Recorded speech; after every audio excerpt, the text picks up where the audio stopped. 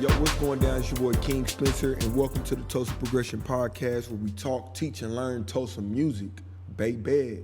And remember to give your opinion, because here, your opinion matters. Drop them comments, man. I love to read the comments. I love the real detailed comments that make me think and respond, you know what I'm saying? But the last thing that I wanted to talk to you guys about today was paying versus getting paid to perform. This is a controversial topic, especially in the city of Tulsa. Say, for instance, you got a headlining artist coming here. Let's just say somebody like Moneybagg Yo performing at Kane's Ballroom, right? And what is not uncommon is for the promoter to be like, hey, I got 5 slots, 10 slots for anybody who wants to perform. And then you hit them up like, hey, I want to perform. And they like, all right, cool, it's $500. And you like, oh, dang, I got to pay. Are they wrong or are they right for that? I mean, I feel like it goes a couple different ways. Oh, and then you also got this other scenario where you could just, you just get to perform for free. And then there's this other one where it's like, all right, well, you got to sell 50 tickets to perform. And then the other 25 is yours. So they give you 75 tickets. You sell 50 of them, and then the other 25 that you sell is your pocket money. And the tickets sell for $5 or $7 or $20. But, if you want to perform, you got to sell X amount of them.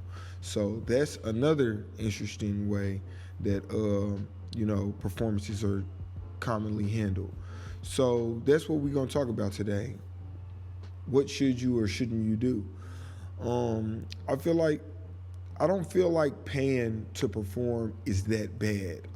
This is just my opinion, because let's say, for instance, somebody like Moneybagg Yo is performing, right? And you are Money Man before he blew up. Like, you the early stages of Money Man, and it's like, dang, my music is dope, and I'll never be performing in front of all of these people just like right now because I don't have enough clout.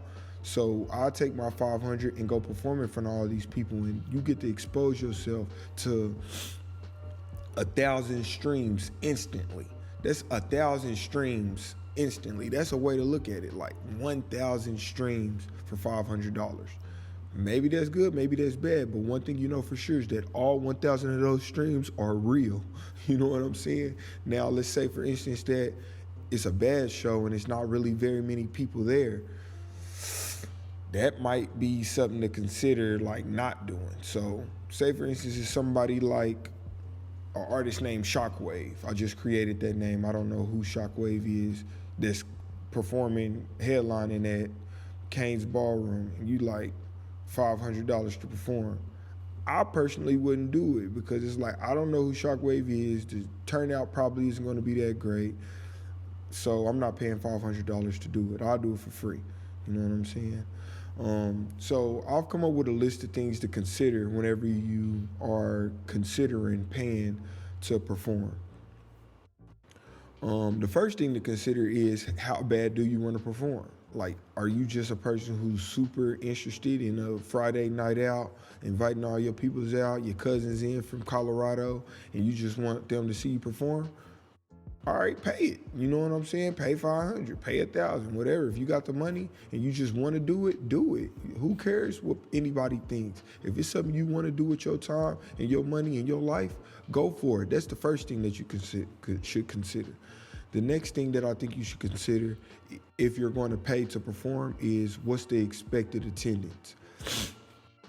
If it's not getting a lot of shares on the initial post, or a lot of people aren't talking about it, or it's just not that popular of an artist, I think that's something to consider whenever you thinking about paying. It's like, okay, you charging this much to perform at a show that, nobody really listens to. You know what I'm saying? It's all up to your own discretion, but that's something that you should highly consider. The next thing is, who's headlining? Who's the person that's going to be performing? Say, for instance, if you make trap music, but it's going to be like an R&B artist performing, you probably need to really consider, like, how likely are the people that's coming? Like, if Janae Aiko is performing, the headliner, and you are like a Mozzie, type of rapper in that genre, you probably don't need to be at that show. Maybe, I don't know. I'm not a professional on this topic, but that's just what comes to my mind at first. You probably don't need to be at that show. You probably, if you're a Mozzie type artist, you probably need to be opening for a Mozzie type crowd. A lot of people probably not coming there to listen to you talk about shooting people and, people snitching and stuff like that. They want to hear some singing and they want to, you know what I'm saying? So consider that. Like, is it the type of person you need to be opening up for? And the other thing that you should consider is, are you technically prepared? Are you gonna be somebody that's in there rapping over your vocals? One thing that I hear very commonly is that it's not a good idea to rap over your vocals. You don't need to take the actual track off of iTunes, hit play, and then start rapping on top of that. You need to have an actual performance, show-ready mix, a mix that has your vocals turned down just a little bit so that you can sing and the bass increased and all those things so that it can be a more enjoyable experience when you're performing. So ask yourself, are you technically ready to be opening up or performing or paying to perform? Maybe you need to be using some of that budget to take your masters back to the studio and get it tweaked for a show-ready audio. The last thing you should consider is, what do you contribute to this opportunity? If somebody is saying, if I'm throwing on a show and I say, hey, you can perform, but it's gonna cost you $500. Are you a person that brings out 100 people whenever you do a show? Because if that's the case, it sounds like you should be charging me. If every show you do, there's 100+ people there to see you, you need to be like, nah, bro, I can't pay $500. I really do want to perform, but the thing is, just by putting my name on your flyer, you guaranteed to have 100, 200 more people. And here's proof. I headline my own shows and this many people have popped out. So if I'm gonna bring my crowd, my audience to your establishment, I think that we need to renegotiate. Like, I'm guaranteeing you extra ticket sales, extra liquor and alcohol sales, extra merch selling opportunities, and a better turnout. So how about you shoot me 200 and I'll perform? And you got that guarantee.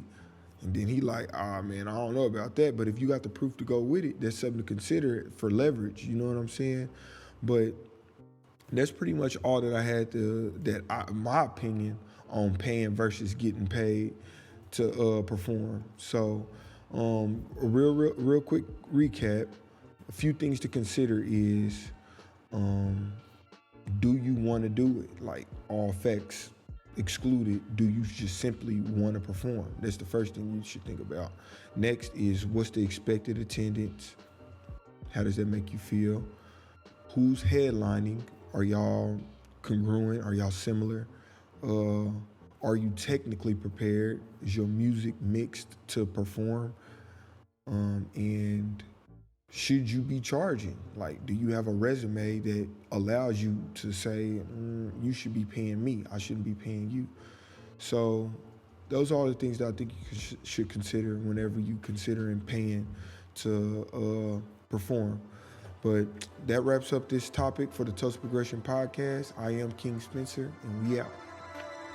Welcome back to the Tulsa Progression Podcast. I am King Spencer, and that wraps up today's show, man. Today we talked about a bunch of things. We talked about how you can get advertisement on this podcast. We discussed a few ways to promote your music and a few bad ways to promote your music. Also, we discussed how you can campaign a project.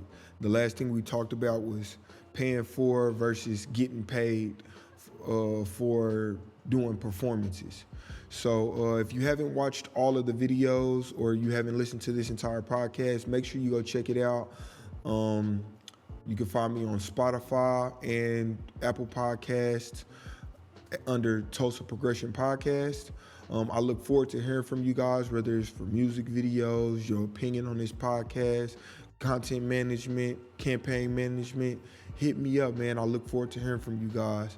Make sure you guys subscribe, like, comment, and follow to check out more of the upcoming content that I have.